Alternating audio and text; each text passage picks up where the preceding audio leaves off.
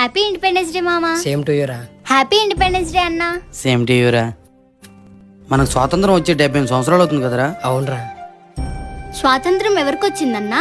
ఆడవాళ్ళ మీద యాసిడ్లు పోసే వాళ్ళక, అత్యాచారాలు చేసిన వాళ్ళక, తప్పుడు ప్రచారాలు చేసే వాళ్ళక, లేదా తప్పుడు పనులు చేస్తున్న వాళ్ళక?